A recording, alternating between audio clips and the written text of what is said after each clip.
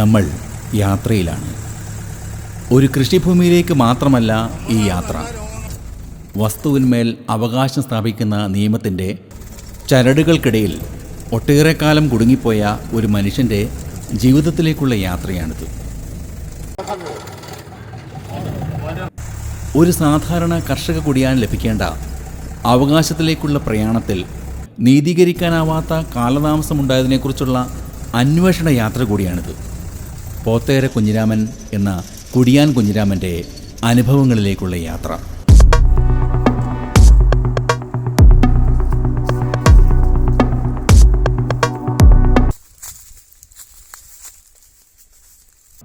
കുഞ്ഞിരാമനെ സംബന്ധിച്ചിടത്തോളം ഇത് ഒരു വസ്തു മാത്രമായിരുന്നില്ല, ജീവിതമായിരുന്നു.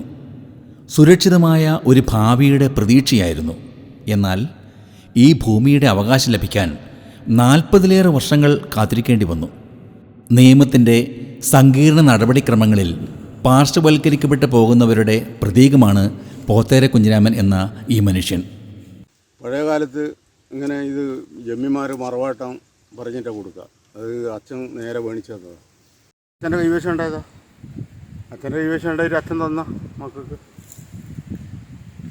കൃഷി എനക്കത് പറഞ്ഞാൽ 40 വർഷത്തോളമായി. 70 വയസ്സ് തന്നപ്പം പറയുന്നത് ഈ ഇതിൽ കൊടുത്തത് ആധാറിൽ. പക്ഷെ അതിന് കൂടുതലെല്ലാം പൈസ ഉണ്ട് സാറേ. ആദായം ഉള്ളത് ഇപ്പോൾ കുറേശ്ശെ ഇതെല്ലാം കൂടിയുണ്ട്. റബ്ബർ 10-300 ഉണ്ട്. തെങ്ങ് എല്ലാം പോയി. 10-250 തെങ്ങ് വെച്ചല്ലേ. തെങ്ങ് 5-10 തെങ്ങ് ബാക്കിയുണ്ട്. കുരുമുളക് വള്ളിയുണ്ട്, അതും പോയി, എല്ലാം പോയി. കേരളത്തിൻ്റെ സാമൂഹിക ചരിത്രത്തിൽ നിർണായകമായ മാറ്റങ്ങൾക്ക് വഴിയൊരുക്കിയ നിയമപരിഷ്കാരങ്ങളിലൊന്നായിരുന്നു കേരള ഭൂപരിഷ്കരണ നിയമം. ജന്മികുടിയാൻ ബന്ധത്തിൻ്റെ പഴയ ഘടനയ്ക്ക് മാറ്റം വരുത്തുകയും ഭൂമിയിൽ കൈവശവും കൃഷിയും ഉണ്ടായിരുന്ന കുടിയാൻ്റെ നിയമപരമായ അവകാശം സംരക്ഷിക്കുകയും ചെയ്യുകയായിരുന്നു ലക്ഷ്യം.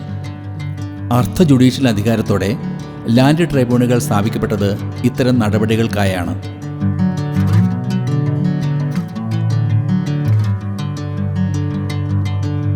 നിയമത്തെക്കുറിച്ചുള്ള അറിവില്ലായ്മ, നിയമ നടപടികളിലേക്ക് കടന്നെത്താനുള്ള ബുദ്ധിമുട്ടുകൾ, സാമൂഹിക സാമ്പത്തിക സാഹചര്യങ്ങൾ, നടപടികളുടെ സങ്കീർണത, ഇങ്ങനെ പല ഘടകങ്ങളും കുഞ്ഞിരാമൻ എന്ന സാധാരണ മനുഷ്യൻ്റെ അവകാശത്തിലേക്കുള്ള യാത്രയെ ദീർഘിപ്പിച്ചിട്ടുണ്ടാവാം. ഷെഡ് എവിടെ കണ്ടല്ലേ? ഷെഡില അതെ. കന്നുകാലി അങ്ങ് തീറ്റി ഒക്കെ ഇട്ടല്ല ആണോ? അതിലും പ്രകൃതിയിലായി ജീവിച്ചോളണം. നിങ്ങൾ ഇവിടെ തന്നെ താമസിക്കാൻ രാത്രിയൊക്കെ? ഇവിടെ തന്നെ ആണ്. കൃഷിയൊക്കെ ചെയ്ത് ഇവിടെ താമസിക്കും? കൃഷി ചെയ്തിട്ട് താമസിക്കുകയാണ്.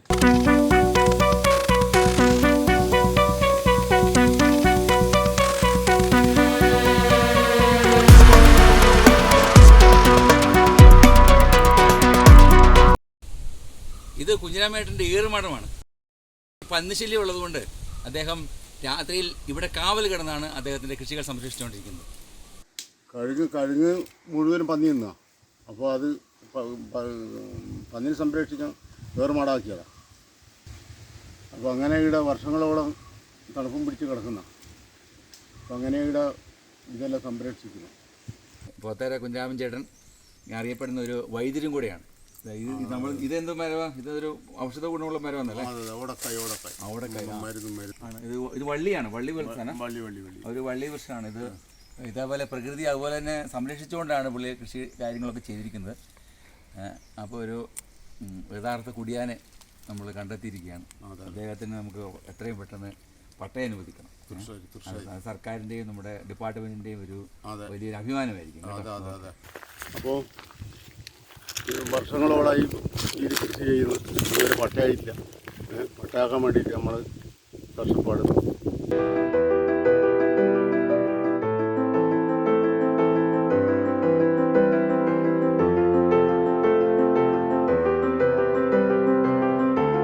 സാഹചര്യങ്ങൾ തിരിച്ചറിയുകയും കുടിയാൻ കുഞ്ഞിരാമനെ വളരെ പെട്ടെന്ന് ജന്മാവകാശത്തിലേക്ക് കൈപിടിച്ച് കയറ്റുകയും ചെയ്ത പയ്യന്നൂർ ലാൻഡ് ട്രൈബ്യൂണലിന് ഉത്തരവാദിത്ത നീതി നിർവഹണത്തിൽ പങ്കെടുത്തതിൽ തീർച്ചയായും അഭിമാനിക്കാം.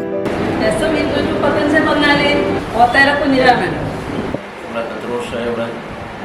ഭക്ഷണം വെച്ചാൽ എനിക്ക് നല്ല ബുദ്ധിയാന്നൊക്കെ അവിടെ തന്നെ താമസിക്കും.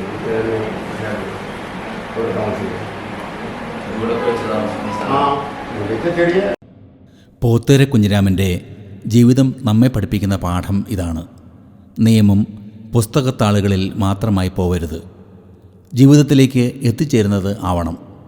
നിയമബോധം പൗരബോധത്തിൻ്റെ ഭാഗമാകണം. നിയമം എല്ലാവരിലേക്കും എത്തണം, സമയബന്ധിതമായി എത്തണം.